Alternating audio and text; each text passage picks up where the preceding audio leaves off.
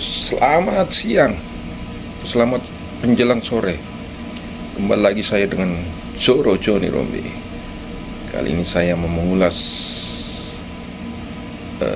fakta data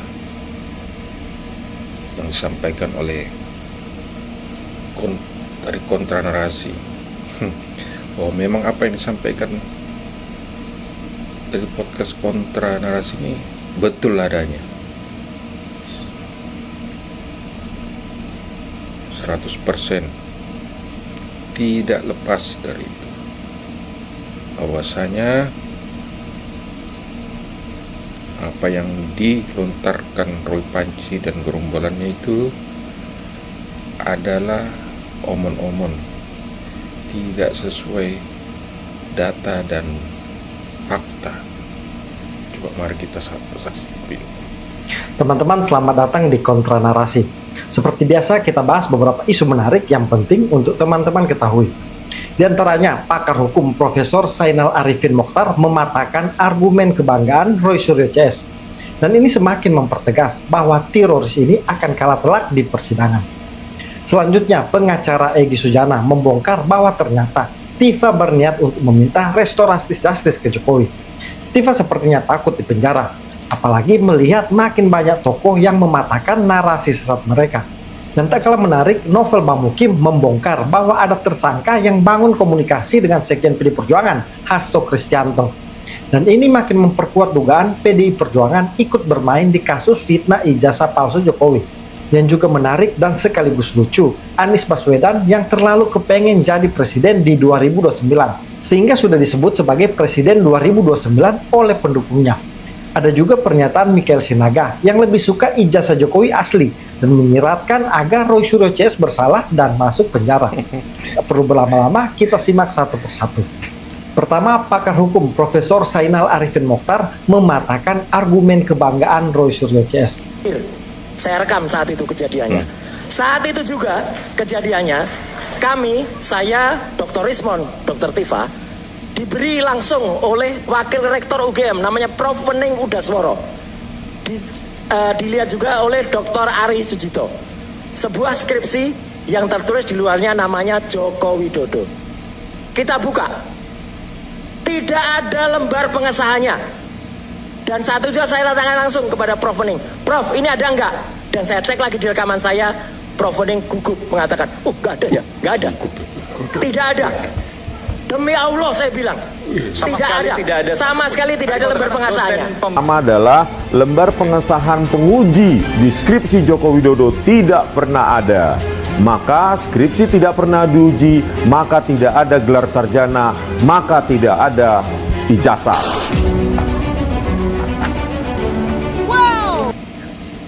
Saya berbicara dengan beberapa orang karena saya tidak mengetahui fakta aslinya. Yeah.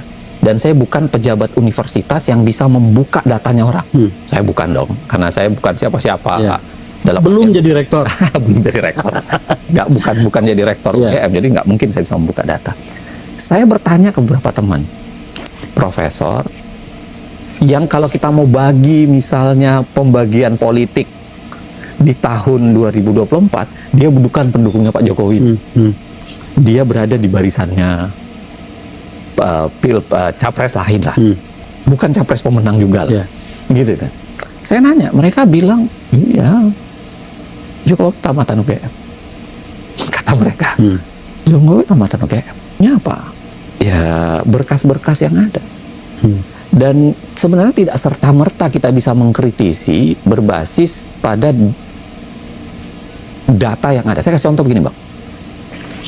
Misalnya kalau dikatakan skripsinya nggak asli karena tidak ada tanda tangan pembimbing, mohon maaf, kalau diperiksa sebagian besar skripsi di Fakultas Hukum ini itu nggak ada tanda tangan pembimbingnya. Kenapa? Karena mahasiswa itu kan begini, Bang. Mahasiswa itu kalau mau menyetorkan kan masa disuruh bendelin fotokopi bendel lagi satu untuk dikasih ke fakultas. Kadang-kadang enggak, jadi satu bendel bekas ujian terbukanya itu yang disetorkan kan. Kadang-kadang luar tanda tangannya. Kalau diperiksa di situ tuh banyak yang ada tanda tangan. Jadi tidak bisa gini. Tidak bisa dicapai kesimpulan kebenaran hanya berbasis misalnya itu tidak ada tanda tangan kah? Ya. Kayak gitu. Dengan segala hormat untuk Mas Roy CS ya, saya kira dia berikhtiar membuktikan itu benar salah, bukan urusan saya.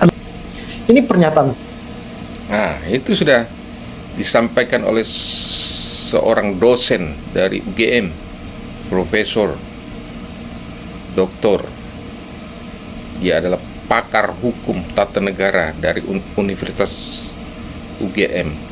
Dan kebetulan sekali dia bukan pendukung Jokowi. Pada saat Presiden Jokowi menjabat 2 periode, dia selalu mengkritisi. Sampai sekarang dia mengkritisi pemerintah dengan film-film dirty pot-nya. Tapi dia objektif memberikan pernyataan bahwa ada data-datanya Pak Jokowi di kampus itu.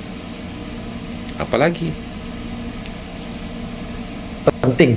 Pertama, karena Zainal Mokhtar ini boleh dibilang netral, karena dia bukan pendukung Jokowi, malah banyak mengkritik Jokowi dan pemerintah. Tapi dalam hal ini patut diapresiasi.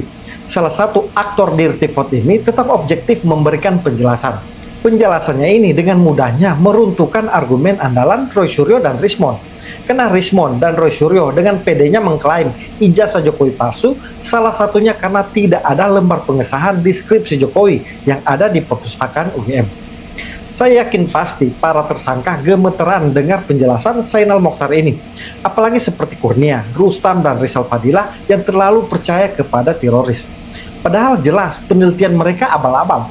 Secara kualitas intelektual, saya masih lebih percaya Zainal Mokhtar ini dibanding Roy Suryo dan Rismond, apalagi Tifa. Jadi kita sudah bisa bayangkan proses persidangan nanti. Teroris ini memang akan babak belur. Selanjutnya, pengacara Egy Sujana membongkar bahwa ternyata Tifa berniat untuk meminta restorasi justice ke Jokowi. Si Tifa itu, ya, kan masih di bawah saya ya. Tifa memberikan penawaran terhadap Pak Jokowi. Oh ya, Ya, sudah ada dia udah ada. menawarkan untuk RJ. Tidak, Untuk itu mungkin tersirat dan tersurat bahwa Bang Egy RJ lah, bahwa dia akan menjadi perawatnya Pak Jokowi dengan Saki Ilmun, dengan ilmu dia. oh, Dia akan memberi petunjuk untuk merawat Pak Jokowi. untuk merawat Pak Jokowi. Dia kenal dokter segala macam. Bang Egy, Pak Jokowi tahu kok. Siapa yang nggak bisa dokter di dunia ini, siapa yang nggak bisa dicari seorang Pak Jokowi. Dia mampu lahir batin, moral material, nggak perlu dokter Tifa. Kok menawarkan terus melalui Roy Suryo? Mungkin Roy Suryo sembuh dengan dia, belum tahu lagi dengan Pak Jokowi bisa sembuh di obat Tifa, malah tambah sakit. Ini sebelum kasus ini atau ini satu bukti lagi, satu data lagi bahwa gerombolan Roy Panci sudah mulai ketakutan. Salah satunya Dr. Tifa yang secara tidak langsung mau meminta restoratif justice kepada Pak Jokowi, tapi dengan caranya yaitu menawarkan jasa untuk merawat, untuk memberikan informasi dokter mana yang cocok buat Pak Jokowi. Pak Jokowi tidak butuh itu. Pak Jokowi mantan presiden, dia tahu dokter terbaik di Indonesia, dia tahu dokter terbaik di dunia ini. Kalaupun dia butuh informasi, dia tanya ke dokter kepresidenan, karena Pak Jokowi masih dalam pengawasan, masih dalam perlindungan sewaktu-waktu kesehatannya terganggu oleh dokter kepresidenan. Udah berapa kali disampaikannya di media-media. Oh, dia mau menawarkan Ya, diri malam tadi di LC juga disampaikan oleh Repri Harun.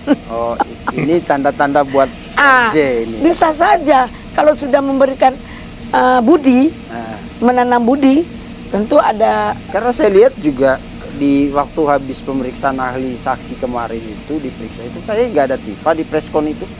Apa saya salah lihat ya? Jika ini benar, berarti nyali Tifa sudah ciut. Mungkin dia sadar terlalu percaya pada Roy Suryo dan Rismond. Karena seperti tadi, Zainal Mokhtar saja dengan mudahnya mematahkan argumen andalan mereka. Jadi Tifa sepertinya sudah tahu mereka akan kalah di pengadilan dan pasti masuk penjara. Jadi dia memberikan sinyal ingin melakukan restorasi justice dengan Jokowi supaya mendapatkan SP3. Apalagi sebelumnya, Tifa sudah pernah nangis-nangis minta Jokowi jangan penjarakan dirinya karena hanya seorang ibu rumah tangga. Tolong Pak Jokowi, tolong Pak Jokowi, tolong Pak Jokowi.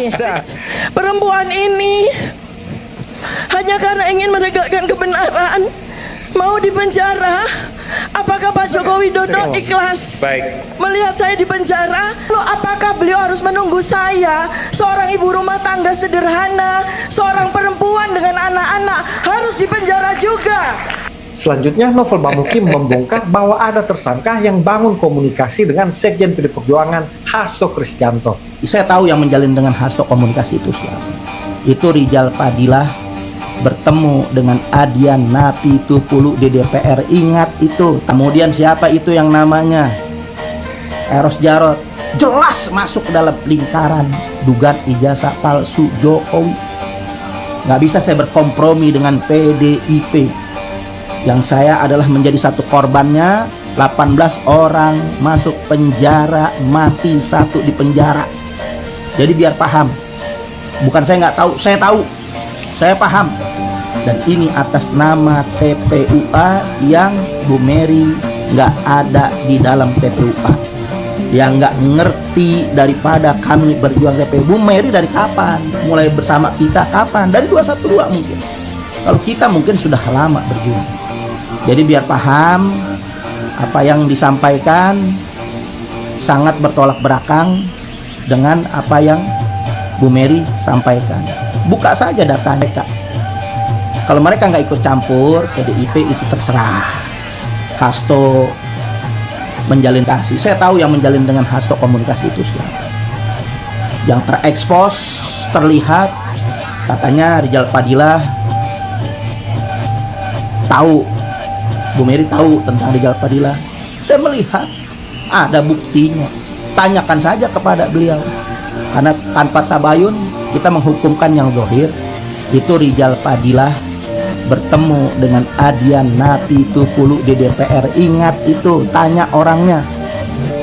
Kemudian siapa itu yang namanya Eros Jarot, jelas masuk dalam lingkaran dugaan ijazah palsu Jokowi. Ini penjelasan penting dari novel Bamukim, petinggi FPI dan orang dekatnya Habib Rizik.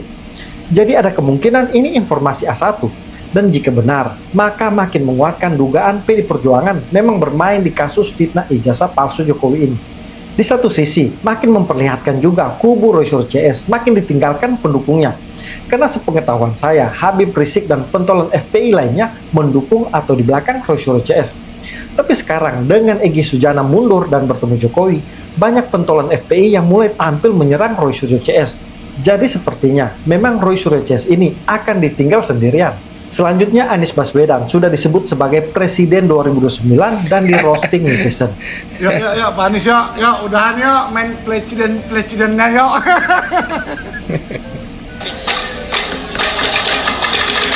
Mengundang Bapak Anies Baswedan sebagai Presiden Republik Indonesia 2029.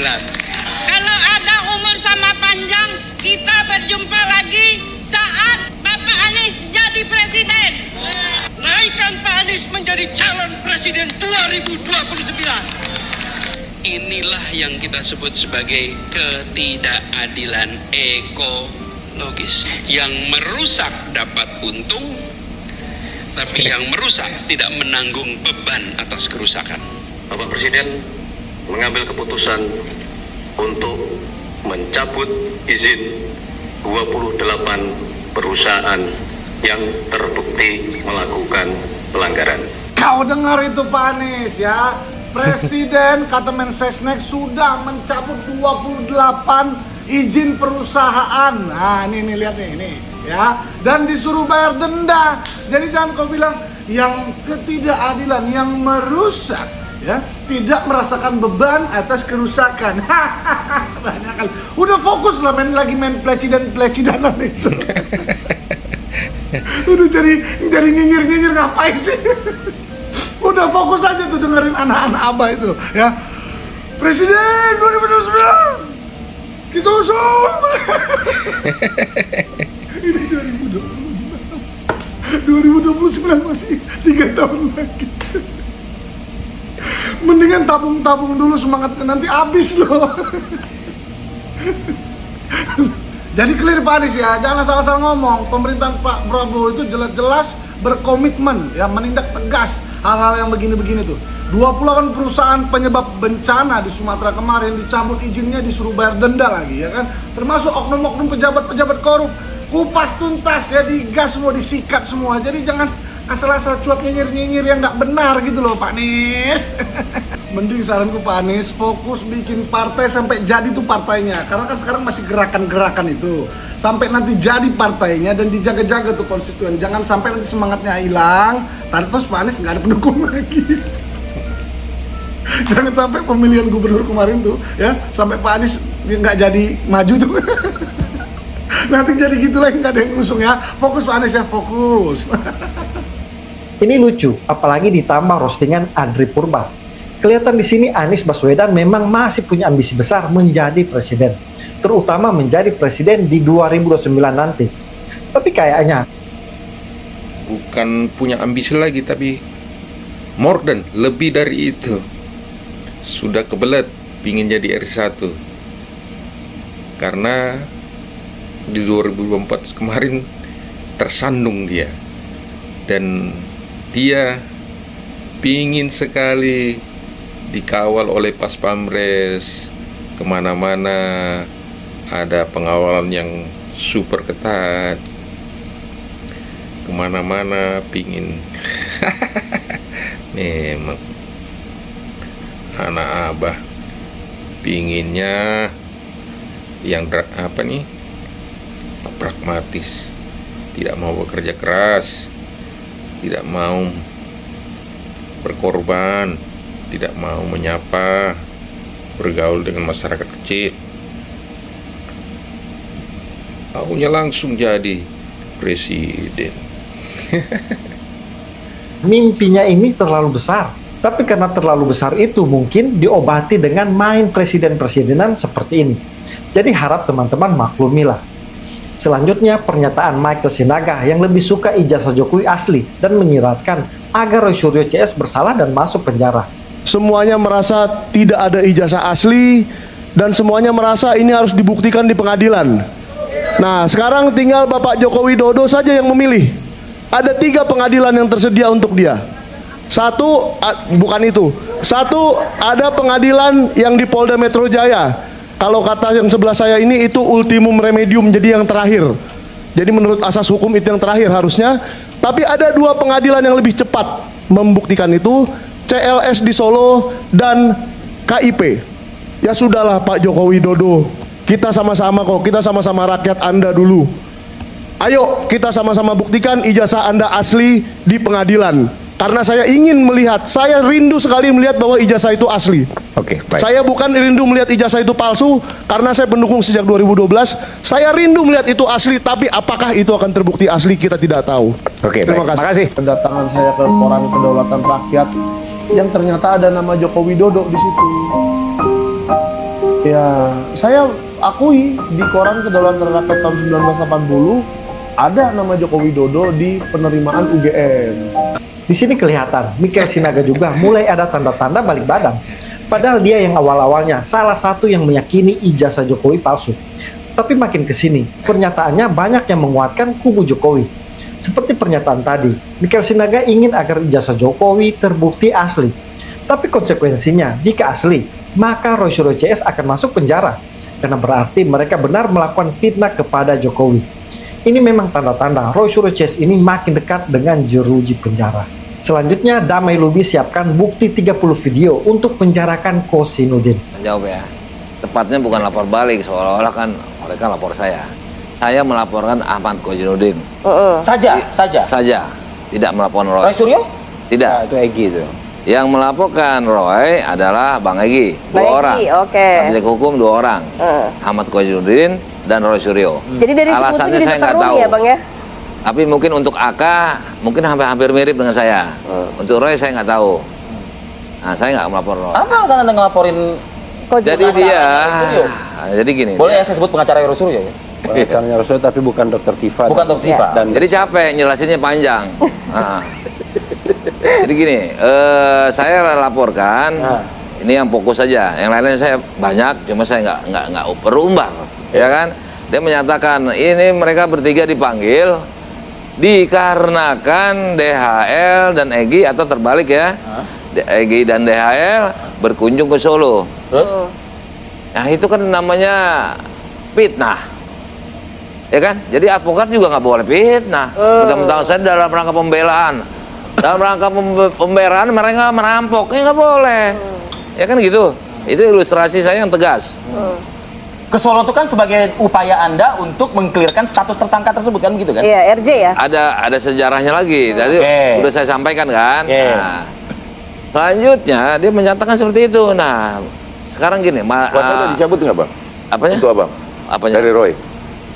Oh, saya belum pernah dicabut sampai saat ini. itu Cuma kan saya nggak masalah. 3 jadinya. Saya dapat surat kuasa.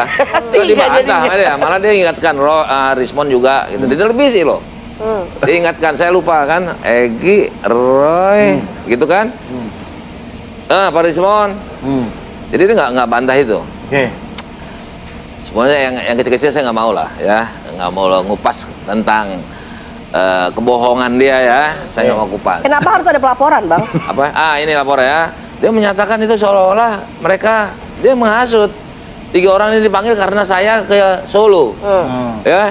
Nah, ada yang ngembangan lagi Kuhab Solo apa semua, Jin Iprit, itu saya nggak mau yang begitu. Saya yang tegas-tegas saja, ya kan? Itu yang mengguncang saya, ini publik bisa, ya kan? Dia menjadi menghasut publik. Betul. Ini kalau kacamata bukan demi hukum. Kacamata yang seperti Pak Repli bilang, saya yang penting saya menjelaskan pada publik. Sama saya itu nggak kena kalau bicara kode etik, ya. Nah, jadi saya sampaikan, saya cuma itu. Cuma nanti pengembangan ya tentunya saya untuk memperkuat, saya kasih lihat semua. Ya, mungkin ada 30 video dia, ya kan? Yang istilahnya itu melanggar etik kalau menurut saya. Kalau laporan saya melanggar hukum. Karena dia bilang gitu, ini 3 orang dipanggil, iya dipitnah dong. Padahal urusan ke Solo kan tuh hak-hak Anda gitu, maksudnya begitu. Artinya walaupun hak atau tidak hak, menurut saya hak, ya. Kalau ada yang bilang tidak hak pun, kenapa mereka dipanggil ini? Gara-gara saya. Saya rasa penyidik kan punya jadwal. Ya. Apalagi sudah status tersangka. Emang siapa yang dibilang gara-gara Anda? Ahmad Koizudin. Ya kan? Itulah yang saya laporkan. Jadi saya nggak mau yang lain-lain. Tapi untuk menambah, tentu saya untuk memperkuat, saya ada mungkin 30 videoan. Cuma menyusul aja. Bukti ya kan? maksudnya? Ya bukti bahwa dia ini jenis-jenis unsur-unsur menghasut. Saya juga ngerti hukum pidana. Ya. Clear berarti Anda hanya ke Ahmad Koizudin ya. Ayo nggak usah diperpanjang lagi. Artinya, iya kan? Artinya apa? Tapi kalau Bang Damai sendiri kan juga sudah ada RJ begitu. Apakah juga nantinya mungkin akan mengajak RRT gitu agar memang ya udah sama-sama aja. Oh, saya nggak mau karena ada kuasa hukumnya. Itu gitu. melanggar kode etik. Itu melanggar kode etik. Kode etik gitu. Kan? Jadi saya nggak mengharap publik DHL bagus loh, enggak. Etik nggak boleh. Karena udah 3. Sebagaimana tadi yang kita bahas tadi itu ya. Ya, walaupun saya juga belum pernah dicabut kuasa hukum saya oleh Roy, ya kan? Dan dia nggak bantah. 3 kali pertemuan baru dia bantah soal bayar membayar. Saya nggak mau bahas. Ya, itulah tadi sebuah kesaksian yang dulunya tentang Pak Jokowi, yang dulunya menghadiri Pak Jokowi, sekarang berbalik lagi membela Pak Jokowi dengan catatan minta restoratif justice RJ sudah diberikan, tapi apa yang sekarang telah berbalik dari Roy Panci dan gerombolannya. Sekarang dia sang badan tuh mengatakan bahwa Pak Jokowi itu asli, kira-kira begitu. Dulu juga saya pernah dipitnah gitu kan. waktu dia jadi menteri. Itu saya nggak mau jawab yang begitu. Oke. Saya ngece-ece, justru saya nggak mau. Sudah sejauh mana pelaporan Anda di Polda Metro terkait dengan Ahmad Kozinuddin ini, AK ini? Ya, saya sudah melaporkan. Saya sudah dapat. Sudah ada pemeriksaan juga? Saya sudah dapat bukti lapor. Kapan Ini yang kan begitu, bersangkutan harus akan ada bukti kan? Nah, ini. Oke. Mengenai RG, tadi disinggung. Rocky Gerung. RG kan Rocky Gerung kan? Iya, iya. Mungkin nggak itu untuk laporan Anda, Rocky Gerung? Jadi gini, nanti Bang Refli jawab, nanti Bang Refli. Enggak, saya boleh dong kalau ditanya seperti itu saya jawab, karena saya ada laporan. Saya rasa nggak ada hubungannya. Nggak ada hubungannya ya? Nggak ada hubungannya. Nah, sekarang permasalahannya, apakah saya juga boleh nanti Pak Refli menjelaskan, apakah seorang ahli yang didatangkan itu harus pakai kuasa hukum? Atau nggak perlu? Kalau tidak kan dia bisa aja karena permohonan ini. Kan penyidik berhak manggil. Ya kan? Untuk dia diminta kesaksian. Jadi jangan prejudis, jangan ini apa namanya? Tabayun dulu lah, sabar atau bertanya langsung. Ya kan? Jangan dipanggil atas permohonannya. Boleh. Nah, makanya saya pertanyaan, apakah harus atau adakah Rocky Gerung memakai pengacara untuk menghadap pemeriksaan ini? Nah, itu Pak Refli yang